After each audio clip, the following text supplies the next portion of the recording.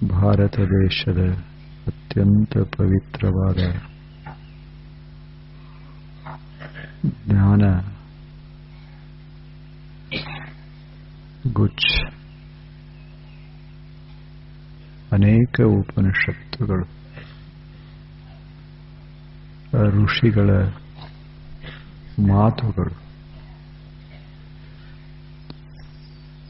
ಅವರ ಅನುಭವದ ಅವು ಕಲಶಗಳು, ಅವುಗಳಲ್ಲಿ ಅನುಭವ,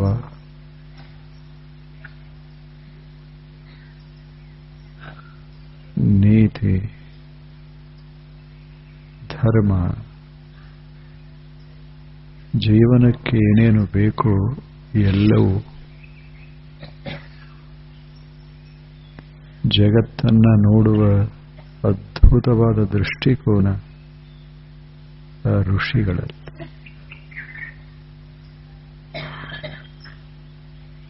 ಆದ್ದರಿಂದಲೇ ಭಾರತ ದೇಶವನ್ನ ಜಗತ್ತಿನ ಶ್ರೇಷ್ಠ ಜ್ಞಾನಿಗಳು ಕೊಂಡಾಡುತ್ತಾರೆ. ಅಂಥ ಅದ್ಭುತ ಮಾತುಗಳನ್ನು ಅವರು ಆಡಿದರು. ಅವುಗಳ ಸುಂದರ ಸುಂದರ ಸಣ್ಣ ಪುಟ್ಟ ಗುಚ್ಛಗಳೇ ಉಪನಿಷತ್ತುಗಳು. ಅವುಗಳಲ್ಲಿರುವ ಮಾತುಗಳು ಬಳಕೆಯೊಳಗದಾವ. ಭಾರತ ದೇಶದ ತುಂಬ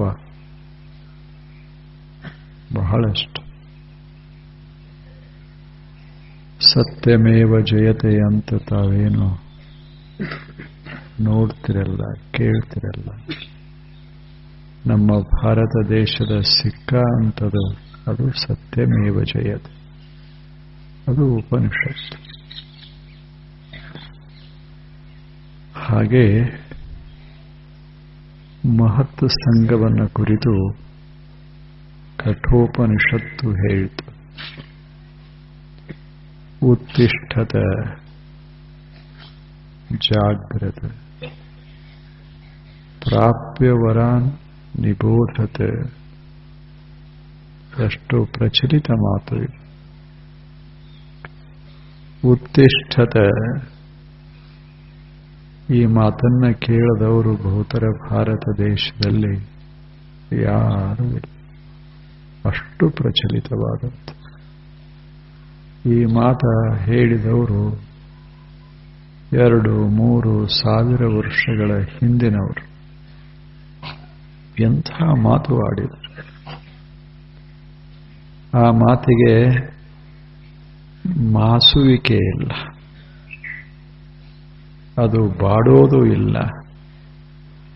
ಯಾಕೆ ಅಂದ್ರೆ ಅದರೊಳಗೆ ಪರಮ ಸತ್ಯ ಅಥವಾ ಶಾಶ್ವತ ಸತ್ಯ ತುಂಬಿ ನಿಂತಿರ್ತದೆ. ಎಲ್ಲ ಕಾಲಕ್ಕೂ ಅನ್ವಯಿಸುವಂಥ ಮಾತು. ಅಲ್ಲಿ ಹೇಳ್ತಾರೆ, ಉತ್ತಿಷ್ಠತ, ಏಳು ಒಂದಿಷ್ಟು ಮ್ಯಾಲ, ಜಾಗ್ರತ, ಸ್ವಲ್ಪ ಎಚ್ಚರ ಆಗು, ಪ್ರಾಪ್ಯ ವರಾನ್ ನಿಬೋಧತ. ವರಾನ್ ಅಂದ್ರ ಶ್ರೇಷ್ಠ ಮಹಾನುಭಾವರು, ಮಹಾತ್ಮರು, ಜ್ಞಾನಿಗಳು. ವರಾನ್, ಅವರಿಗೆ ವರಾನ್, ಅವರು ವರರು, ಶ್ರೇಷ್ಠರು. ಪ್ರಾಪ್ಯ, ಅವ್ರ ಹತ್ತಿರ ಹೋಗು. ನಿಬೋಧತ, ತಿಳ್ಕೋ ಒಂದಿಷ್ಟು. ಯಾವುದರಿಂದ ಬದುಕು ಸಾರ್ಥಕವಾಗ್ತದೆ ಅದನ್ನು ಸ್ವಲ್ಪ ತಿಳ್ಕೋ. ನಿಬೋಧತ, ಯಾವುದು ನಮ್ಮ ಮನಸ್ಸನ್ನು ಪ್ರವೇಶ ಮಾಡಿದರೆ ನಮ್ಮ ಮನಸ್ಸು ಬಂಧಮುಕ್ತವಾಗ್ತದೆ, ಅದನ್ನು ಸ್ವಲ್ಪ ತಿಳಿದುಕೋ ಅಂತ ಋಷಿ ಗುರು ಉಪದೇಶ ಮಾಡಿ. ಎಷ್ಟು ಚೆನ್ನಾಗಿದೆ. 3 ಮಾತು ಹೇಳ್ತಾರ. ಉತ್ತಿಷ್ಠತ, ಎಷ್ಟು ದಿವಸ ಇಲ್ಲೇ ಕೂಡೋದು, ಅದೇ ಅದೇ ಅದೇ ಅದೇ ವಿಷಯಗಳನ್ನ ಎಷ್ಟು ದಿವಸ. ಸ್ವಲ್ಪ ಮನೆ ಮಾರು ಬಿಟ್ಟು ಹೊರಗೆ ಒಂದಿಷ್ಟು ಕಣ್ಣಾಡಿಸುವ. ಏನು ಒಮ್ಮೆ ಪ್ರಪಂಚದಾಗ ನಾವು ಪ್ರವೇಶ ಮಾಡ್ತೇವೆ, ಸಾಯೋ ತಕ ಬರೇ ಅದೇ ಅದೇ ಅದೇ, ಅದನ್ನು ಬಿಟ್ಟೇನದು? ಅಮೇರಿಕಕ್ಕೆ ಹೋಗ್ರಿ, ಡಾಲರ್ ಡಾಲರ್. ಎಲ್ಲಿಂದ ಯಾವ ದಿನ ನಾವು ತೊಟ್ಲಾಗಿ ಇಳಿತೇವೆ ಅಲ್ಲಿಂದ ಸಾಯೋ ತಕ ಡಾಲರ್, ಎಲ್ಲವನ್ನೂ ಡಾಲರ್. ಆ ಭಾಷೆಯಲ್ಲೇ ಅವರು ಬಳಸೋದು. ನಾವು ಎಲ್ಲವನ್ನೂ ರೂಪಾಯಿ. ಇಲ್ಲೇ ಡಾಲರ್ ಇರಬಾರದಂತಲ್ಲ, ರೂಪಾಯಿ ಇರಬಾರದಂತಲ್ಲ, ಬರೇ ಅದೇ ಏನು ಅಂತ ಅವ್ರದ್ದು. ಉತ್ತಿಷ್ಠತ, ಸ್ವಲ್ಪ ಒಂದೀಟು ಏಳು ಮ್ಯಾಲ, ಸ್ವಲ್ಪ ಮನೆ ಬಿಟ್ಟು ಸ್ವಲ್ಪ ಹೊರಗೆ ನೋಡೊಂದಿಷ್ಟು, ನಿನ್ನ ಮನೆಯ ಮಾಳಿಗೆ ಮ್ಯಾಲ ನಿಂತು ನೋಡೊಂದಿಷ್ಟು. ಏನದ ಜಗತ್ತಿನಲ್ಲಿ ಎಷ್ಟು ಹರುವಾಗ್ಯದ, ಎಷ್ಟು ಅದ್ಭುತವಾಗ್ಯದ. ನೀನೇನು ಇದ್ರೆ ಉತ್ತಿಷ್ಠತ, ಮ್ಯಾಲ ಏಳು. ಉತ್ತಿಷ್ಠತ ಅಂದ್ರೆ ಮ್ಯಾಲ ಏಳು ಅಂತ. ಸ್ವಲ್ಪ ಏನದ ಸ್ಥರ, ಇದನ್ನು ಬಿಟ್ಟು ಸ್ವಲ್ಪ ಮ್ಯಾಲ ನೋಡಬೇಕು. ಜಾಗ್ರತ, ಮತ್ತು ಬರೇ ನೋಡೋದಲ್ಲ, ಎಚ್ಚರಾಗಿ ನೋಡೋಂದಿಷ್ಟು. ಮತ್ತು ಮಲ್ಕೊಂಡು ಕಣ್ಣು ಮುಚ್ಚಿಕೊಂಡು ನೋಡಿದರೆ ಏನು ಕಾಣೋದದ? ಮನಸ್ಸ ಮುಚ್ಚಿ ನೋಡಿದರೆ ಹೆಂಗ ಕಾಣುತ್ತದೆ? ಕಣ್ಣ ತೆರೆದಿರಬೇಕು, ಮನಸ್ಸ ಬಿಚ್ಚಿರಬೇಕು, ಹೊರಗೆ ನೋಡಿರಬೇಕು.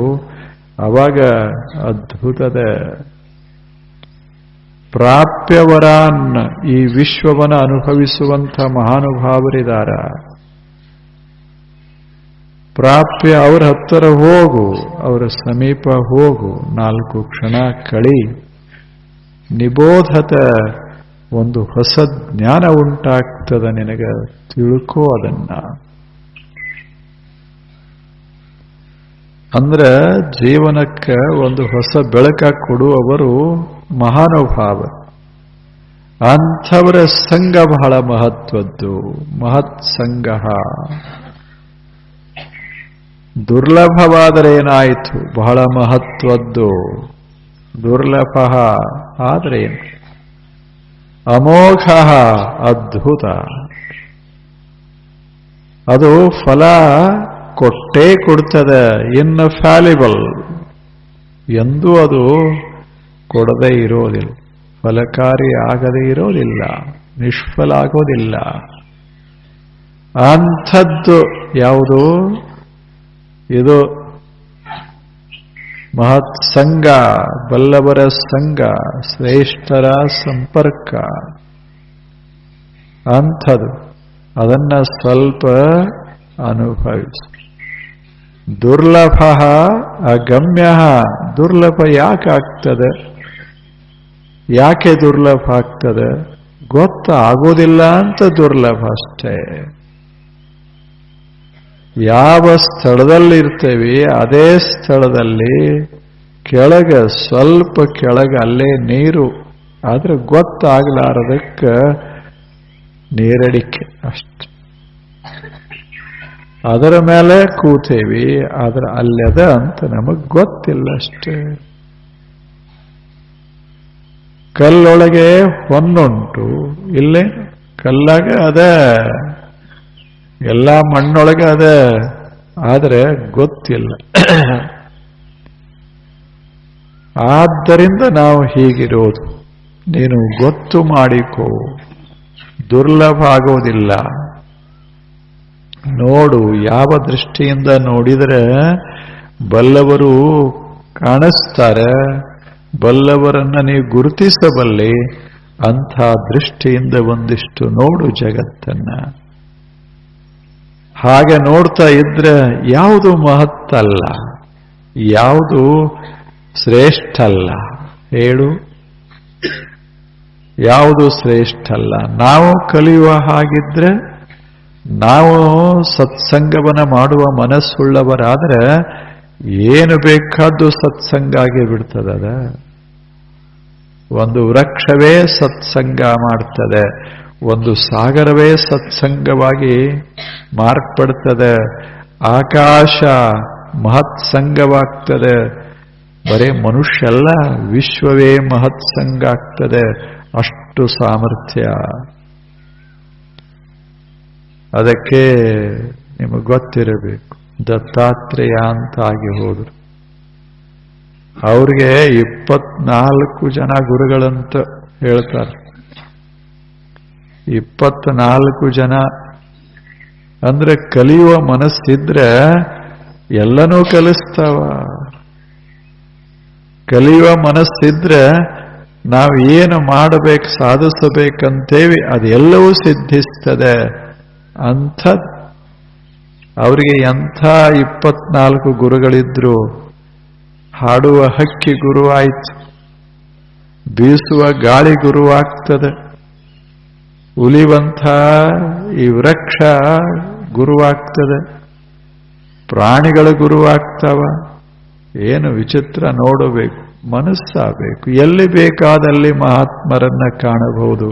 ಆದರೆ ಕಣ್ಣು ತೆರೆದಿರಬೇಕಷ್ಟೇ. ಜಗತ್ತು ಯಾವಾಗಲೂ ಬಡುವಲ್ಲ. ಅಂಥ ಜ್ಞಾನಿಗಳು ಜಗತ್ತಿನಲ್ಲಿ ಸಾವಿರ ಸಾವಿರ ಸಾವಿರ ಅಂಥವರನ್ನ ಗುರುತಿಸಿದರೆ ಮಹತ್ಸಂಗ, ಅದು ಮಹತ್ಸಂಗ. ಅಮೋಘ, ನಿಷ್ಫಲ ಅಲ್ಲ, ಸಫಲ. ಅದು ಒಂದು ಸಿಕ್ಕರೆ ಸಾಕು, ಎಲ್ಲವೂ ಸಾಧ್ಯ ಜೀವನದಲ್ಲಿ. ಎಷ್ಟು ಚೆನ್ನಾಗಿ ಎಲ್ಲವೂ ಸಾಧ್ಯ. ಎಲ್ಲ ಸಾಧನಗಳಲ್ಲಿ ಅತ್ಯಂತ ಶ್ರೇಷ್ಠವಾದ ಸಾಧನ ಏನಾದರೂ ಇದ್ರೆ ಅದು ಮಹತ್ಸಂಗ. ಅದು ಬಹಳ ಶ್ರೇಷ್ಠವಾದದ್ದು. ಅದು ಒಂದು ದೊರೆದರೆ ಸಾಕು. ಎಲ್ಲ ತಾವು ಕಥೆಗಳನ್ನ ಕೇಳ್ತಿರಲ್ಲ, ಎಷ್ಟು ಅದ್ಭುತವಾದದ್ದು. ಸುಮ್ಮನೆ ಒಂದು ಜೀವನ, ಎಲ್ಲ ಸಾಮಾನ್ಯ ಜೀವನವೇ, ಏನೋ ಒಂದು ಸಂಘ, ಮಹತ್ ಜೀವನ, ಎಲ್ಲ ಬದಲಾವಣೆಗಳ. ಅಷ್ಟು ಸಾಮರ್ಥ್ಯ ಯಾವುದರಲ್ಲಿ? ಮಹತ್ ಸಂಘದಲ್ಲದೆ. ಆ ಬಳಿಕ ಎರಡನೆಯ ಮಾತು ಹೇಳ್ತಾರೆ, ಲಭ್ಯತೆ ಅಪಿ ಭಗವತ್ ಕೃಪೆಯ ಏವ. ಒಂದು ವೇಳೆ ಇಂಥ ದುರ್ಲಭವಾದಂಥ ಮಹಾತ್ಮರ ಸಂಘ ನಮಗೆ ದೊರೆತರೆ ಅದು ಭಗವಂತನ ಕೃಪೆಯಿಂದ ಅಂತ ಭಾವಿಸಿ. ಅದೊಂದು ಅದ್ಭುತವಾದ ಪರಿವರ್ತನದ ಕ್ಷಣ ಜೀವನದಲ್ಲಿ. ಅದೊಂದು ಕ್ಷಣ ಬಂತು ಅಂದ್ರೆ ಬದುಕು ಬದಲಾಗಿ ಹೋಗ್ತದೆ. ಅದು ದೇವನ ಕೃಪೆ ಅಂತ ಭಾವಿಸು. ಬರೀ ನಿನ್ನ ಪ್ರಯತ್ನದಿಂದ ದೊರೆತೀತು ಅಂತಲ್ಲ. ಒಂದು ಕ್ಷಣ ಬರ್ತದೆ, ಒಂದು ಕ್ಷಣ ಬರ್ತದೆ, ದೇವನ ಒಲುಮೆ ಉಂಟಾಗ್ತದೆ, ಒಬ್ಬ ಮಹಾತ್ಮ ದೊರಿತನ ಜೀವನದಲ್ಲಿ. ಅದು ಜೀವನವನ್ನ ಪೂರ್ಣ ಪರಿವರ್ತನ ಮಾಡಿಬಿಡ್ತದೆ. ಇತಿಹಾಸದ ಪುಟ ಪುಟ ನೋಡಿ, ಎಲ್ಲೆಲ್ಲಿ ಒಂದು ಸಣ್ಣ ಘಟನೆ ಏನೋ ಮಾಡಿಬಿಡ್ತದೆ. ಅದು ಕಾಲ ಬರ್ತದೆ, ಒಂದು ಪ್ರೇರಣೆ ಉಂಟಾಗ್ತದೆ. ಆ ಕ್ಷಣಕ್ಕೆ ಜೀವನವೇ ಸಂಪೂರ್ಣವಾಗಿ ಪರಿವರ್ತನ ಆಗಿಬಿಡ್ತದೆ. ಪರಿವರ್ತನ ಆಗ್ತದೆ. ಬರೀ ಒಬ್ಬ ವ್ಯಕ್ತಿ, ಒಂದು ಮಾತ, ಒಂದು ಘಟನೆ ಜೀವನಕ್ಕೆ ಹೊಸ ರೂಪ ಕೊಡ್ತದೆ. ಹೊಸ ರೂಪ ಕೊಡುತ್ತೆ. ಒಬ್ಬ ರಾಜ ಸೇನಾ ಕಟ್ಕೊಂಡು ಹೊರಟಿದ್ದ. ಎಲ್ಲಿಗೆ? ನೆರೆಯ ರಾಜ್ಯದ ಮೇಲೆ ಆಕ್ರಮಣ ಮಾಡಬೇಕು ಅಂತ ದೊಡ್ಡ ಸೇನಾ ತಗೊಂಡು ಹೊರಟಿದ್ದ. ಸೇನಾ ಅಲ್ಲಿ ಹೋಯಿತು ಅಂದ್ರೆ ಏನಾಗಬಹುದು ವಿಚಾರ ಮಾಡಿ. ಶಸ್ತ್ರಾಸ್ತ್ರಗಳನ್ನು ಹೊಂದಿದಂತಹ ಅದ್ಭುತವಾದ ಸೇನೆ ಇನ್ನೊಂದು ರಾಜ್ಯದ ಮೇಲೆ ಆಕ್ರಮಣ ಮಾಡಿದರೆ ಏನಾಗ್ತದೆ? ಸಮೃದ್ಧಿ ಆಗ್ತದೆ, ವಿನಾಶ ಶುರುವಾಗ್ತದೆ. ಸಾವಿರಾರು ಜನ ಸಾಯ್ಬೇಕಾಗ್ತದೆ. ಮನೆಮಾರುಗಳನ್ನು ನಾಶ ಮಾಡಬೇಕು. ನಾಶ ಆಗಿ ಹೋಗ್ತಾವೆ. ಏನೇನೋ ನಡೆದು ಹೋಗ್ತದೆ. ಕುಟುಂಬಗಳೆಲ್ಲ ಅಸ್ತವ್ಯಸ್ತವಾಗ್ತಾವ. ಲಕ್ಷಾಂತರ ಕುಟುಂಬಗಳು. ಸಂಪತ್ತ ವಿನಾಶವಾಗ್ತದೆ. ಇದು ಸೇನಾ ಕಟ್ಕೊಂಡು ಹೊರಟಿದ್ದ.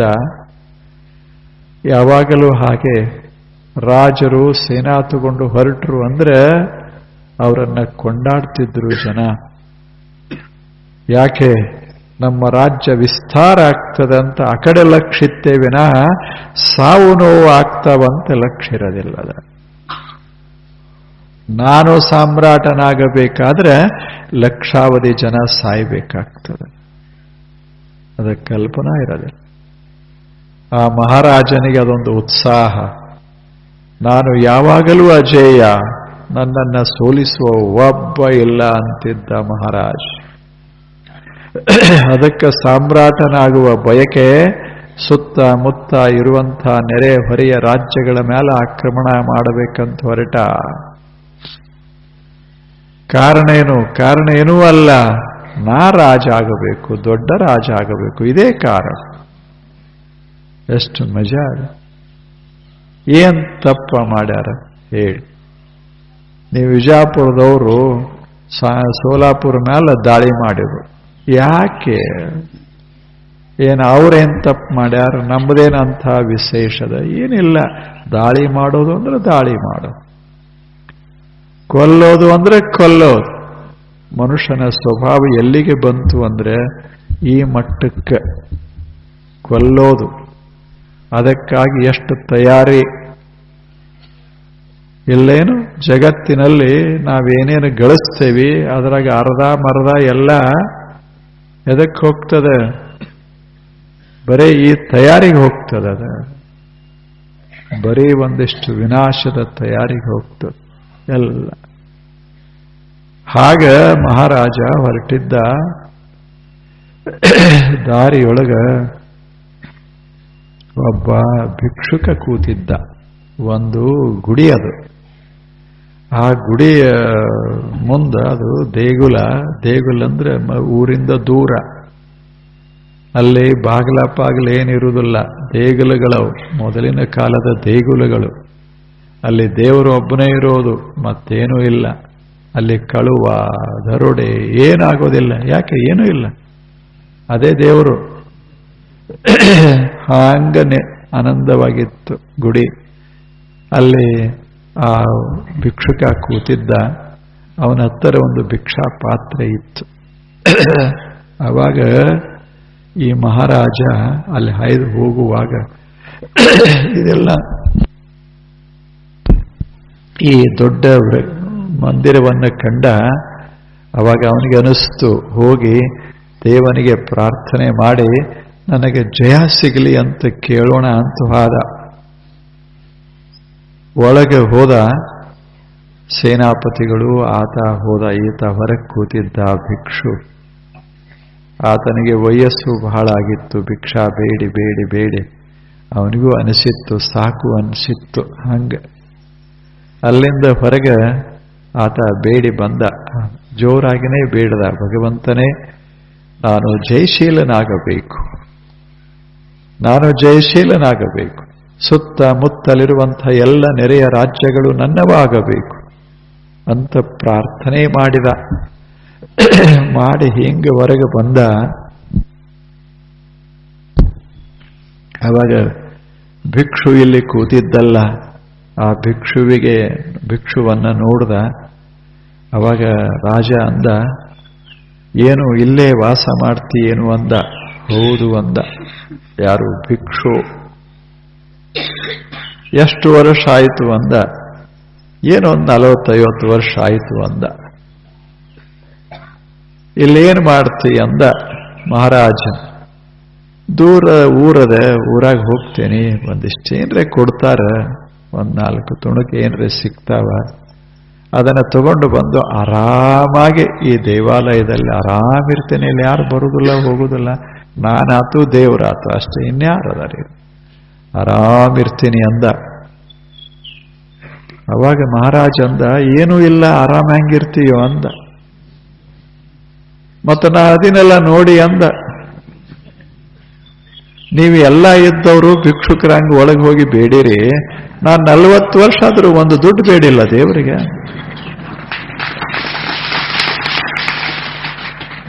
ಅದಕ್ಕೆ ನನಗೂ ಒಂದಿಷ್ಟು ಇಚ್ಛಾ ಇತ್ತು, ಈ ಭಿಕ್ಷಾ ಪಾತ್ರೆಯನ್ನ ಬಿಟ್ಟು ಬಿಡಬೇಕು, ನನಗಿಂತ ದರಿದ್ರಿದ್ದಾವ್ ಕೊಡಬೇಕಂತ ಇಚ್ಛಾ ಇತ್ತು. ಅದಕ್ಕೆ ಮಹಾರಾಜನೇ ನೀನೇ ಯೋಗ್ಯತೆ, ತಗೋ ಈ ಭಿಕ್ಷಾ ಪಾತ್ರೆ. ಹಂಗದೆ ಮಹಾರಾಜನ ಮನಸ್ಸು ಬದಲಾಯಿತು. ಆವಾಗ ಅವನಿಗೆ ಅನಿಸ್ತು, ಒಂದೇನೋ ಹೊಸ ಬೆಳಕು ಬಿದ್ದಂಗಾಯ್ತು. ಭಿಕ್ಷುಕನಿಗೆ ನಮಸ್ಕಾರ ಮಾಡಿದ. ನೀನು ಸಾಮಾನ್ಯ ಭಿಕ್ಷುಕ ಅಲ್ಲ, ನೀನು ನನ್ನ ಕಣ್ಣು ತೆರೆಸು. ಸಂತೋಷ ಪಡೋದಕ್ಕೆ ಏನೂ ಬೇಕಾಗೋದಿಲ್ಲ, ಆದ್ರೆ ಆಸೆಯನ್ನ ತೀರ್ಸಾಕ ಯಾವುದೂ ಸಾಲೋದಿಲ್ಲ. ನಾನೀಗ ಸೇನೆ ತಗೊಂಡು ಹೋಗೋದಿಲ್ಲ ದಾಳಿ ಮಾಡೋದಕ್ಕೆ, ಇನ್ನು ತಿರುಗಿ ಹೋಗ್ತೀನಿ ಅಂತ ಹೇಳಿದ. ತಿರುಗಿಸ್ತೋ ಒಬ್ಬ ಭಿಕ್ಷುಕ ಮನಸ್ಸನ್ನ ಪರಿವರ್ತಿಸಿಬಿಟ್ಟು ಭಿಕ್ಷುಕವ ನೋಡಿದ್ರು. ಯಾವ ಕ್ಷಣ ಏನು ಬದಲಾವಣೆ ಆಗ್ತದೆ ಹೇಳಕ್ಕಾಗದೆ, ಯಾರು ನಮಗೆ ಗುರುಗಳಾಗ್ತಾರ ಹೇಳಕ್ಕಾಗೋದಿಲ್ಲ, ಯಾವ ಕ್ಷಣ ನಮಗೆ ಸತ್ಸಂಗ ಸಿಗ್ತದ ಹೇಳಲಿಕ್ಕಾಗೋದಿಲ್ಲ. ಭಿಕ್ಷುವಿನ ಸಂಘವೇ ಸತ್ಸಂಗ, ಮಹತ್ಸಂಗ. ಎಂಥ ಪರಿವರ್ತನ ಆಯಿತು. ಇಂಥ ಮಹಾರಾಜನನ್ನ ಹೊರಳಿಸೋದು ಸಾಧ್ಯವೇ? ಸಾವಿರ ಸೇನೆ ಕಟ್ಟಿಕೊಂಡು ಯುದ್ಧಕ್ಕೆ ಹೊರಟಂಥ ಒಬ್ಬ ಮಹಾರಾಜನ್ನ ಸೋಲಿಸೋದು ಸಾಧ್ಯವೇ? ಬರೇ ಒಂದು ಮಾತಿನಿಂದ ಯುದ್ಧನೇ ನಿಂತೋಯ್ತು. ಲಕ್ಷಾಂತರ ಜನ ಪ್ರಾಣ ಕಳ್ಕೊಳ್ಳೋರಿದ್ರಲ್ಲ, ಉಳಿತು. ರಾಜ್ಯಗಳ ಹಾಳಾಗ್ತಿದ್ದು ಎಲ್ಲ ಹೋದು.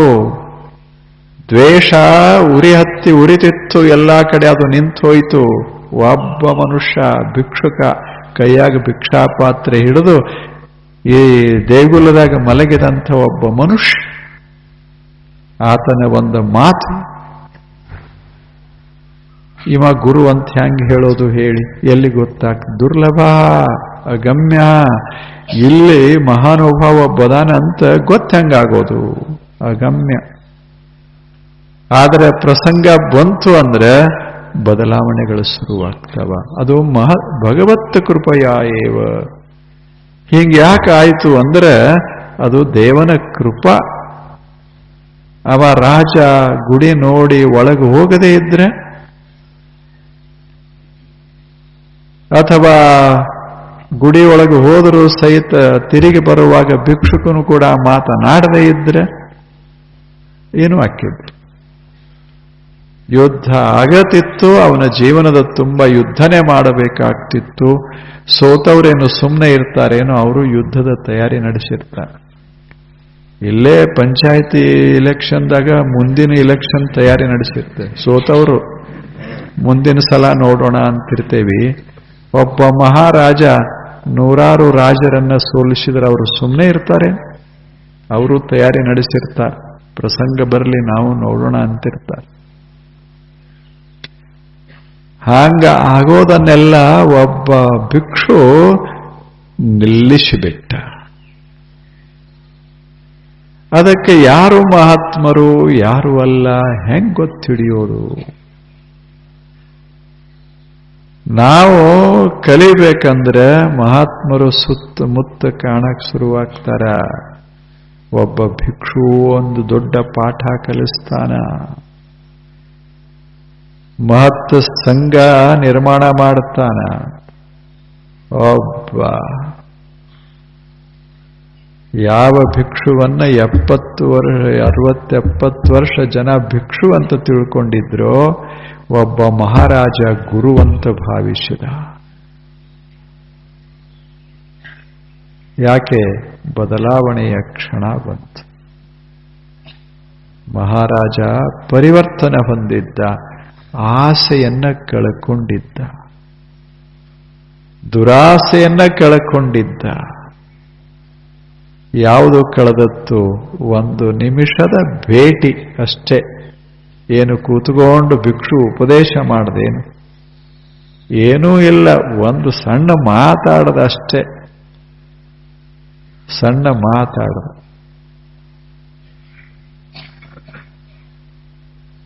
ಆ ಮಾತು ಮಂತ್ರದಂತೆ ಕೆಲಸ ಮಾಡ್ತು, ಎಷ್ಟು ಪರಿವರ್ತನೆ ಮಾಡು. ಹಂಗ ಜೀವನ. ತತ್ ಭಗವತ್ ಕೃಪಯಾ ಏವ ಲಭ್ಯತೆ ಅಪಿ.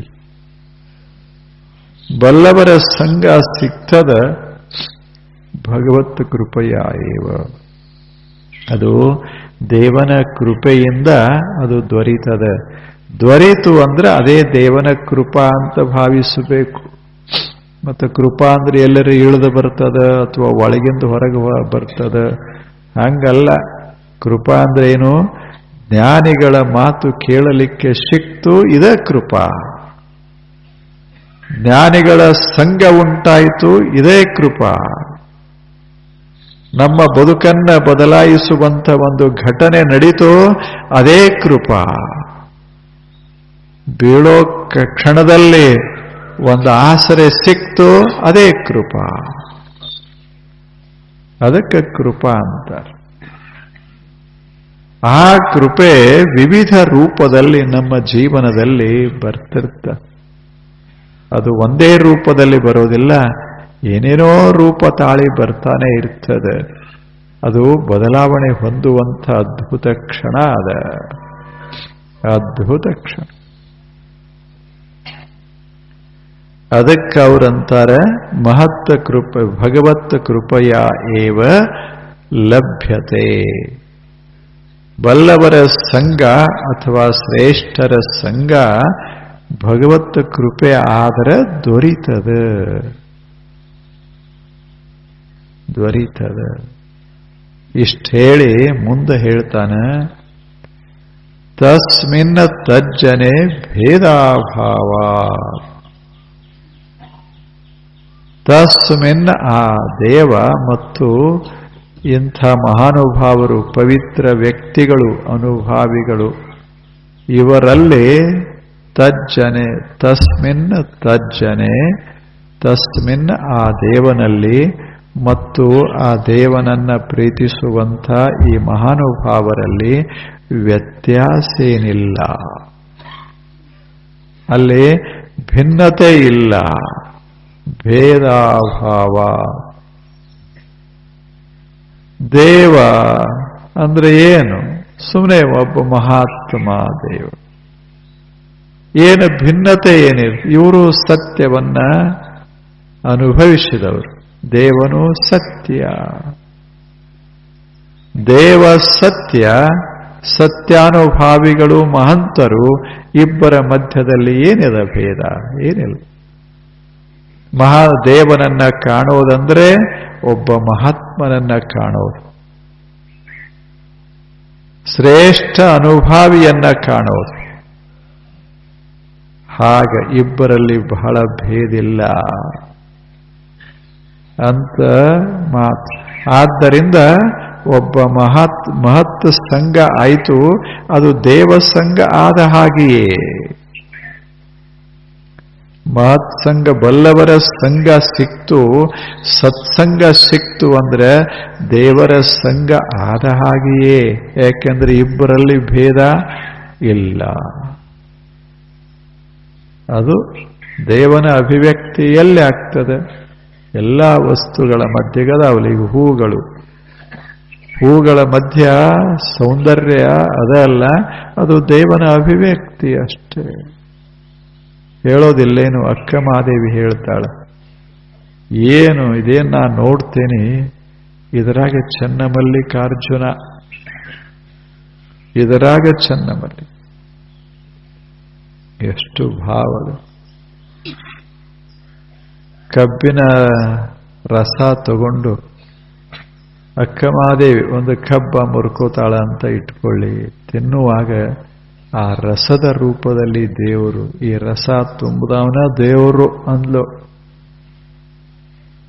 ಎಷ್ಟು ಆಶ್ಚರ್ಯ.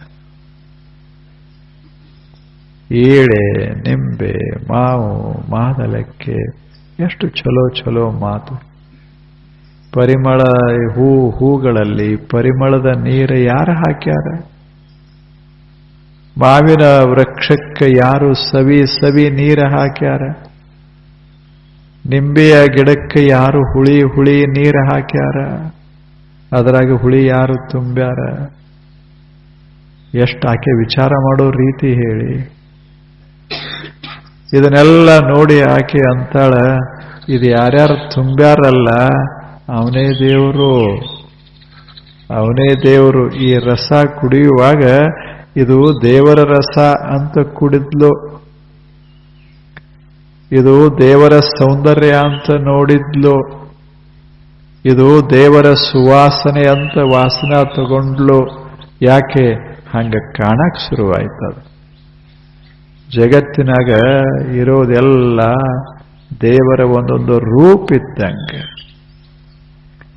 ಹಾಗೆ ಮಹಾತ್ಮ ಅಂತೇನು ನಾವು ಕರಿತೇವಿ ಜಗತ್ತಿನಾಗ ಬರ್ತಾರೆ, ಅವರೆಲ್ಲ ದೇವನ ಒಂದೊಂದು ಚಿಕ್ಕ ಪುಟ್ಟ ರೂಪಗಳಿದ್ದ ಹಾಗೆ, ದೃಶ್ಯ ರೂಪಗಳಿದ್ದ ಹಾಗೆ. ಯಾಕೆ? ಸ್ವಚ್ಛ, ಬಹಳ ಸ್ವಚ್ಛ. ಎಲ್ಲಿ ಸ್ವಚ್ಛತೆ ಅಲ್ಲಿ ದಿವ್ಯತೆ. ಇಲ್ಲೇನು ಪಾಶ್ಚಿಮಾತ್ಯರು ಅದನ್ನೇ ಹೇಳ್ತಾರೆ, where there is cleanliness there is godliness ಅಂತಂತಾರೆ. ಎಲ್ಲಿ ಸ್ವಚ್ಛತಾ ಅದ ಅಲ್ಲಿ ದಿವ್ಯತಾ ಅದ. ಹಾಗ ಎಲ್ಲಿ ಒಳ್ಳೆಯ ಜೀವನ ಸಾಗಿಸುವಂಥ ಮಹಾನುಭಾವರಿರ್ತಾರೆ ಅಂಥಲ್ಲಿಯೇ ದೇವನ ಸತ್ವ ಇರ್ತದೆ, ದೇವನ ಒಂದೊಂದು ರೂಪ ಇರ್ತದೆ. ಆದ್ದರಿಂದ ದೇವನನ್ನ ಕಾಣೋದು ಬಹಳ ಕಷ್ಟದ್ದಲ್ಲ. ನೋಡೋ ದೃಷ್ಟಿಕೋನ ಬದಲಾಯಿತು ಅಂದ್ರೆ ದೇವ ಅಷ್ಟೆ, ದೇವ. ಇದು ತಸ್ಮಿನ್ನ ತಜ್ಜನೆ ಭೇದಾಭಾವ. ನೋಡು ಶಿಷ್ಯನೇ, ದೇವನಲ್ಲಿ ಮತ್ತು ದೇವನಂಥ ಮಹಾ ವ್ಯಕ್ತಿಗಳಲ್ಲಿ, ಮಹಾವಸ್ತುಗಳಲ್ಲಿ ಭೇದ ಭಾವ ಇಲ್ಲ, ಭೇದ ಅನ್ನೋದು ಇಲ್ಲ. ಅಂದ್ರೆ ದೇವನೇ ಎಲ್ಲ ರೂಪ ತಾಳ್ತಾ ಇರ್ತಾನೆ ಅಂತ ಅದರ ಅರ್ಥ. ಎಲ್ಲ ದೇವನಿಂದಲೇ ಬಂದಿರೋದರಿಂದ ಅಲ್ಲಿ ಎಷ್ಟು ಚಲೋ ಆಕೆ ಅಕ್ಕ ಮಹಾದೇವಿ, ಏನ್ ಚಂದ ಹೇಳಿ, ಕಾಣೋ ರೀತಿ ಹೇಳಿ, ಎಷ್ಟು ಸರಳಾಗಿ ಹೇಳೋದು.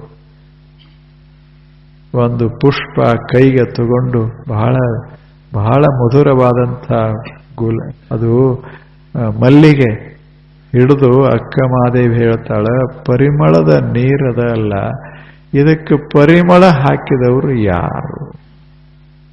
ಅವನೇ ಚನ್ನಮಲ್ಲಿಕಾರ್ಜುನ. ಪರಿಮಳದ ಉದಕವ ನೆರೆದವರು ಯಾರು? ಈಗ ನಮ್ಮ ಕಣ್ಣಿಗೆ ಕಾಣುವಂಥ, ನಾಲಿಗೆ ಹತ್ತುವಂಥ, ಕಿವಿಗೆ ಮಧುರವಾಗಿ ಕೇಳುವಂಥ ಇವೇನೇನು ಅದಾವ, ಇವು ಎಲ್ಲವೂ ದೇವನ ಕೃತಿಗಳು. ಇನ್ನೊಬ್ರು ಹೇಳ್ತಾರ ಶರಣರು, ಈಗೇನು ಒಂದಿಷ್ಟು ಗಿಳಿ ಮಾತನಾಡ್ತದೆ, ಈ ಮಾತ ಕಲಿಸಿದವರು ಯಾರು? ಅವ್ರು ಕೇಳ್ತಾರೆ. ಕೋಗಿಲ ಹಾಡ್ತದೆ, ಈ ಹಾಡ ಕಲಿಸಿದವರು ಯಾರು? ಅವ್ರಂತಾರೆ, ಯಾವ್ಯಾಕಿರೋಲ್ಯಾಕ ಅವನೇ ದೇವರು. ಎಷ್ಟು ಚಂದ ಮಾತು. ತಸ್ಮಿನ್ನ ತಜ್ಜನೆ ಭೇದಾಭಾವಾತ್. ಬುದ್ಧ ದೇವ ಅಂತ ಹೇಳ್ತಾರೆ, ಮಹಾವೀರ ದೇವ ಅಂತ ಹೇಳ್ತಾರೆ, ಬಸವಣ್ಣ ದೇವರು ಅಂತ ಹೇಳ್ತಾರೆ. ಹೇಳೋದಿಲ್ಲೇನು? ಎಲ್ಲರೂ ತಾಯಿ ದೇವರು ಅಂತ ಹೇಳ್ತಾರೆ. ಮತ್ತು ತಾಯಿ ಅಂದ ಕೂಡಲೇ ಜಗಳ ಮಾಡೋ ತಾಯಿ ಅಲ್ಲ, ಶಾಂತವಾಗಿ ತಾಳ್ಮೆಯಿಂದ ಸುಂದರವಾದಂಥ ಒಂದು ಸುಂದರ ಪ್ರಪಂಚವನ್ನು ಯಾರು ನಿರ್ಮಾಣ ಮಾಡ್ತಾರೋ, ಯಾರು ವ್ಯಕ್ತಿಗಳನ್ನು ತಮ್ಮ ಮಕ್ಕಳನ್ನು ಅದ್ಭುತ ವ್ಯಕ್ತಿಗಳನ್ನಾಗಿ ಪರಿವರ್ತಿಸ್ತಾರೋ ಅವರು ತಂದೆ ದೇವರು ಅಂತ ಹೇಳಿದರು. ತಂದೆ ಅಂದ್ರೆ ಅವ ದುಡಿತನವ, ಕುಡುಕಲ್ಲ. ಕುಡುಕರೆಲ್ಲ ದೇವರು ದೇವರು ಅನ್ಕೋತು ಅದ್ರ ಆಗ್ತದೆ. ಮನೆಗೆ ಬಂದ ಸಿಕ್ಕಾಪಟ್ಟೆ ಮಕ್ಕಳನ್ನು ಬಡದು, ಹೆಂಡತಿಯನ್ನು ಬಡದು, ತಾನು ಕುಡಿದು ಈ ಬದುಕುವ ಮನುಷ್ಯ ಎಂದಾದರೂ ಪಿತೃ ಆಗ್ತಾನೆ. ಮಾತೃದೇವೋಭವ ಪಿತೃದೇವೋಭವ ಸಾಧ್ಯ ಆಗದೆ. ಅಲ್ಲಿ ಹೇಳೋ ಮಾತು ಹೆಂಗ್? ಅವ ಪಿತ ಇರಬೇಕು, ಪಿತನಲ್ಲಿ ಇರಬೇಕಾದಂಥ ಧರ್ಮ ಇರಬೇಕು, ತಾಯಿಯಲ್ಲಿರಬೇಕಾದಂಥ ಧರ್ಮ ಇರಬೇಕು. ಅವಾಗ ತಾಯಿ ದೇವರು, ತಂದೆ ದೇವರು, ಸಿಕ್ಕವರೆಲ್ಲ ದೇವರಾಗ್ತಾರೆ. ಆಚಾರ್ಯ ದೇವ, ಯಾರು ಜ್ಞಾನಿಗಳೋ ಅಂಥವರು ದೇವರು. ಅತಿಥಿ ದೇವೋಭವ, ಯಾರು ನಮ್ಮ ಮನೆಗೆ ಬಂದು ಹೋದರೆ ನಮ್ಮ ಮನೆಯ ಆನಂದ ಹೆಚ್ಚಾಗ್ತದೋ ಅವರು ಅತಿಥಿಗಳು. ಏನು ಮನುಷ್ಯ ಬಂದ ನಮ್ಮ ಮನ್ಯಾಗ ಕೂತ 10 ನಿಮಿಷದಾಗ ಜಗಳ ಹಚ್ಚುವಾದ ಅಂದ್ರೆ ಅದ್ಯಾವ ದೇವರು? ಇದಕ್ಕೆ ದೇವರಂತಾರೆ. ನಾವು ಒಮ್ಮೊಮ್ಮೆ ಆ ಶಬ್ದ ದುರುಪಯೋಗ ಮಾಡಿಕೊಂಡು ಅತಿಥಿ ದೇವ, ಎಲ್ಲರಿಗೆ ಬಾಗ್ಲ ತೆಗೀರಿ. ಇಲ್ಲ, ಅತಿಥಿ ಇರಬೇಕವ, ಯೋಗ್ಯ ಇರಬೇಕು. ಅತಿಥಿಯ ಕೆಲಸ ಏನು ಅಂದ್ರೆ, ಅತಿಥಿ ನಮ್ಮ ಮನೆಗೆ ಬಂದ್ರೆ ನಮ್ಮ ಮನೆಯ ಜಗಳ ಮುಗಿಬೇಕು. ನಮ್ಮ ಮನೆಯ ಒಳಗಿರುವಂಥ ಜನರ ಮುಖದ ಮೇಲೆ ನಗುವಾಡಬೇಕು, ಸಂತೋಷ ಮನೆಯಲ್ಲಿ ತುಂಬಬೇಕು. ಆತನ 2 ಮಾತುಗಳು ಮನೆಯನ್ನೆಲ್ಲ ಬದಲಾವಣೆ ಮಾಡಿರಬೇಕು. ಆತ 1 ಕಪ್ ಹಾಲು ಕುಡಿದು ಹೋದದ್ದು ಮನೆಗೆ ಶೋಭೆ ತಂದಿರಬೇಕು. ಹಾಗ ಅವನಿಗೆ ಅತಿಥಿ ದೇವ ಅಂತ ಕರೆಯೋದು. ಬಂದವರೆಲ್ಲ ಅತಿಥಿಗಳು ಹೆಂಗಾಗ್ತಾರೆ? ಅದನ್ಯಾಕೆ ಮಾಡಿಲ್ಲ?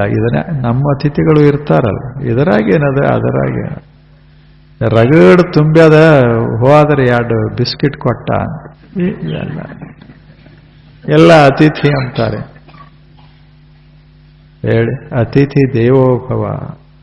ಒಂದು ಸಣ್ಣ ಹುಡುಗ ಮನೆಗೆ ಬರ್ತದೆ, ಹಸುದರ್ತದೆ, ನೀರಡಿಸಿರ್ತದೆ, ಕಣ್ಣಲ್ಲಿ ಅದು ಆಸೆ ತುಂಬಿರ್ತದೆ. ಒಂದು ರೊಟ್ಟಿ ಬೇಡೋದಿಲ್ಲ, ಅದಕ್ಕೆ ಗೊತ್ತಿಲ್ಲ. ಮನೆಗೆ ಕರೆದು ಒಂದು ಒಳ್ಳೆ ರೊಟ್ಟಿಯನ್ನ, ಬಿಸಿ ರೊಟ್ಟಿಯನ್ನ ಹೆಂಗ ಬೆಣ್ಣೆ ಹಚ್ಚಿ ಅದರ ಕೈಯಾಗ ಕೊಡಿ, ಅದು ದೇವರು ಅಷ್ಟೆ. ಅದು ದೇವರು. ಅದರ ಮುಖದ ಮೇಲೆ ಎಂಥ ಪ್ರಸನ್ನದ. ಮತ್ತ ಇವ್ರಿಗೆ ಕೊಡ್ರಿ, ಬೇಕಾದ್ರೆ ಇವ್ರಿಗೆ ಕೊಡಿ, ಏನೂ ಅದ. ಈ ಒಂದು ಬಿಸಿ ರೊಟ್ಟಿ ಎಂದು ಕೊಡ್ಲಾರ್ದವ ಎಂದು ಕೊಟ್ಟಾನ. ಇದು ಬಹಳ ವಿಚಿತ್ರ. ಒಳ್ಳೇದು ಮಾಡಿದರೂ ಮೈ ಮೇಲೆ ಬರ್ತದೆ, ಮಾಡದಿದ್ರೂ ಮೈ ಮೇಲೆ ಬರ್ತದೆ.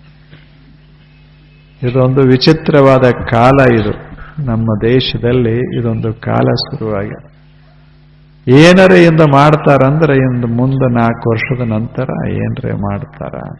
ಹಿಂಗಾಗಿಲ್ಲೇನು?